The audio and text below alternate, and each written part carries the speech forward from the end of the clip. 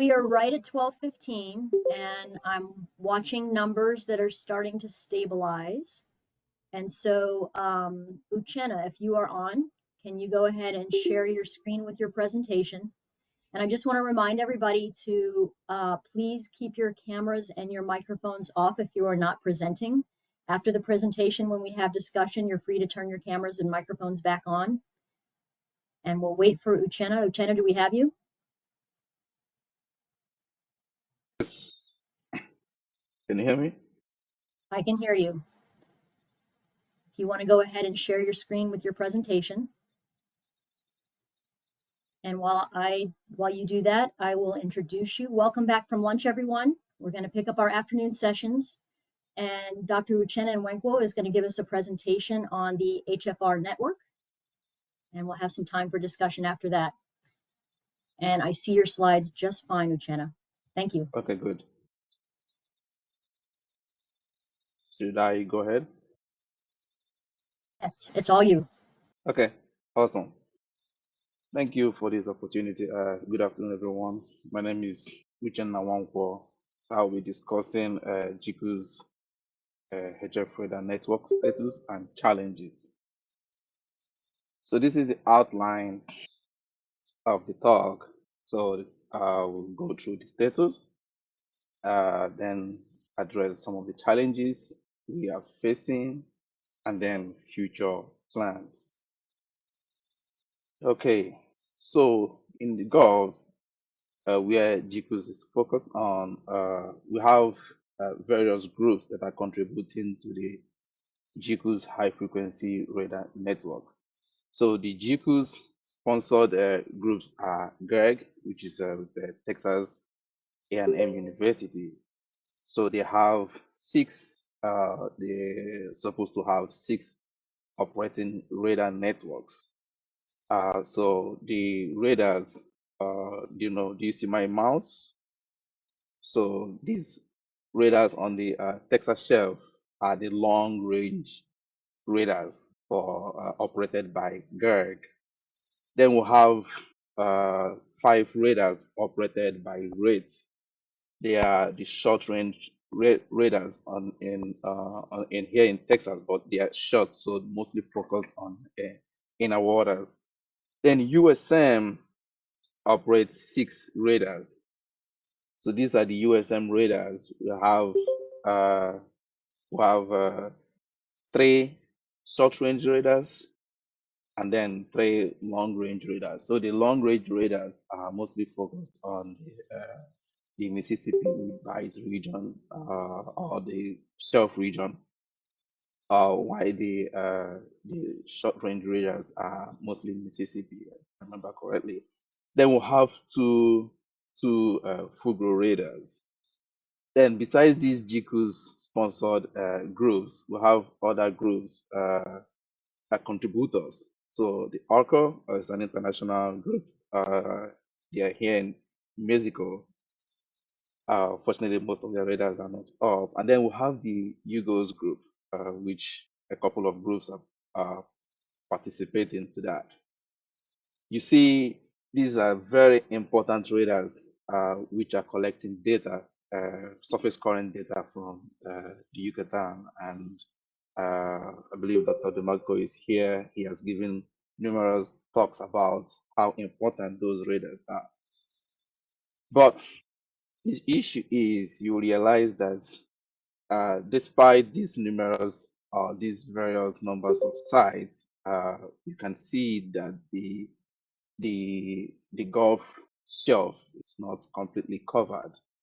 For instance, for GERG, we have two radars which are completely not reporting. Rates also mentioned. You could also see the same thing here in rates for the rate radars and then for USM. Essentially, if you see anything red or white on this map, it means that we are not online, and we can all agree that we see few greens and lots of white and red, which is not good. So that brings me to the challenges. So the number one challenge is that there are numerous gaps in the Gulf of Mexico, which means when we try to generate surface current maps, you will always have lots of gaps because we don't have redundancy in the surface current stations. Then, despite having few sites, we also have this challenge of security issue or security challenge. And I want to illustrate that using the Texas, the the GEG site, site. So this is very unique. And why did I say that? When we went to the site for the site visit, we observed that there were bullet holes in the trailer. And that can be dangerous because probably some folks were using the trailer as a target practice. And luckily, no one was there because it could also be fatal if someone was hit by a bullet while walking out there. And then when Hurricane Debbie came by, it disrupted the operation by breaking the power line.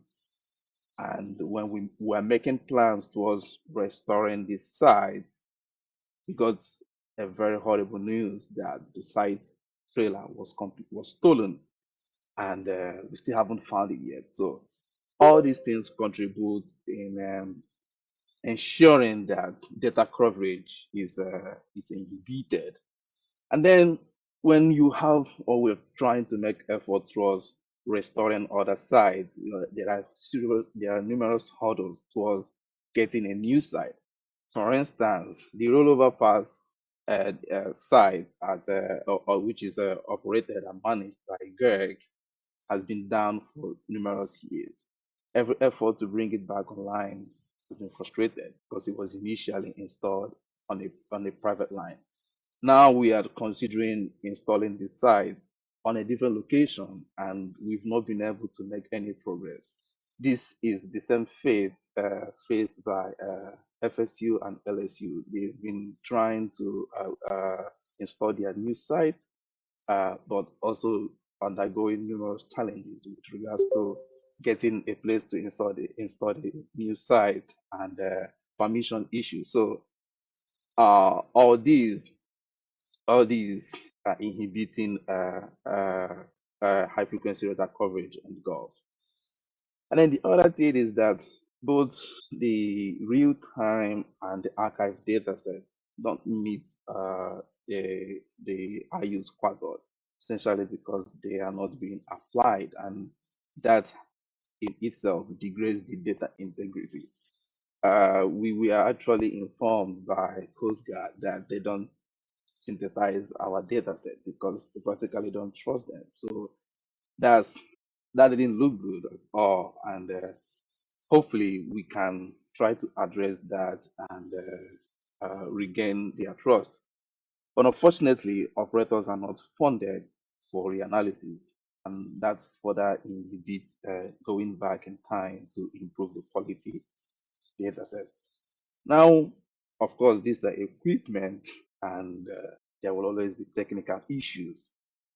Equipment breakdown most of the time. One of our sites at Madagoda Bay got struck by lightning and completely disrupted operation. We had to go restore the site. If you look at the site, the map I showed earlier, this site here operated by USM. I got an information from Kevin that the cables got eaten up by critters, and this will always inhibit data coverage. As you can see, we have few data coverage over that region from these three sites. So that's not good. And then for the sites managed by rates, they also informed me that their equipment are going through they are down practically because they need some repairs. And as I mentioned earlier, we don't have redundant sites. So any equipment which breaks down will definitely affect the coverage map, the surface current coverage map. Now, APMs are not regularly done. When I mean APM, I mean that antenna measurement pattern. They are not regularly done, and that in itself bleeds into degrading the integrity of the data set we collect. So that is a huge deal, and we are working towards addressing that. But then these sites, they are when they are installed, they can be installed into remote regions where you have no control over what is going on there. And in some cases, just as in at the site Pins, which is operated and managed by Greg, we have some construction going on around that region, and that can introduce some form of interference in the data sets, which further degrades the quality of the data set. And some then the other challenge, technical challenge you have is poor record keeping, and this can easily frustrate one when someone tries to go back in time to improve the quality of the data set. You can't recall what happened 4 or 5 years because you don't have records about that. So uh, these are some of the challenges which are really which we are experiencing in the GCOOS high frequency radar network. But there is a bright future. So GCOOS is trying to implement the IU's quartered, and we are hoping to apply the toolbox, which was generated by Manacruz Group, to both the archive and the real-time data set. So this map here is an example of the product. So we've been able to adequately uh, go back in time, reprocess all the archive data set for the Texas Chef radars, and then applied the quality control to the data set. And we also, the reason why we incorporated what was done by Maracus is to essentially embrace uniformity. So this is what the color plot looks like for the surface current when Hurricane Beryl made landfall at Texas. So you could see how this is a plot showing the stations which are operational. So these total vectors were created from the radials, from pins and aransas, and you can see if you have a recollection of what when the hurricane made landfall, the surface current before then was actually up coast, because here in Texas, the internal surface currents are usually up coast in June, July, and August, but then down coast every the other days of the other months of the year. So in July, the hurricane was able to reverse the surface current, and then they became down coast. So we can we can pride on this product because these data sets, they have been quality controlled, and we have actually shown these to the USGS, and further tests will be applied to regain their trust so that they can start using the GCOOS high frequency radar data set. And as I mentioned earlier, there is effort towards extending the GCOOS network. So FSU and LSU, they have plans to install a couple of stations. These will essentially uh, improve data coverage and redundancy, of course, so that even if a station breaks down, that would not cause significant gaps in the surface current maps. And then GCOOS also has provided some funds for sustaining operation, as well as restoring some sites which are down through the modernization and recapitalization, which I believe was given to us was approved earlier this year. And then we are also making plans towards developing a standard of operation which will improve both archive and real-time data sets. That's about it. Any questions?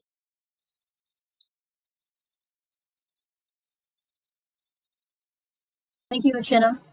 We have time for a few questions, so please feel free to turn on your cameras or raise your hand.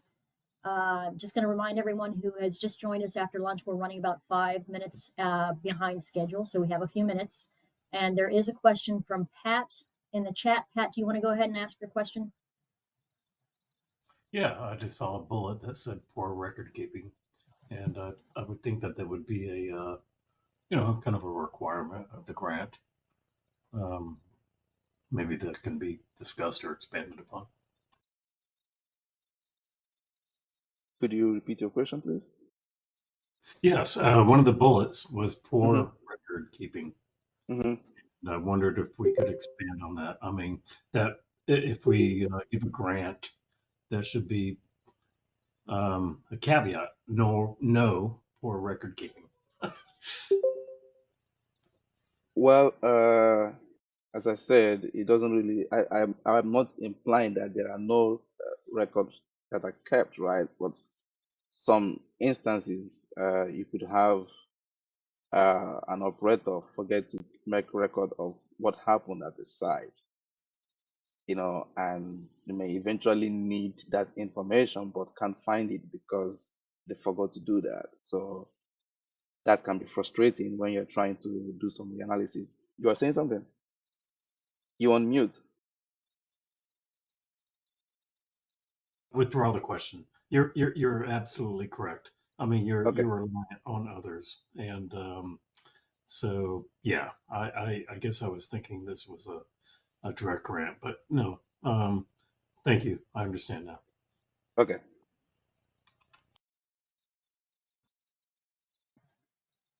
We're going to move on to And our I'm next. sorry, I thought I had my camera on. I'm sorry. That's okay. Thank you, Uchenna. We really Okay, no appreciate it. problem. Mhm.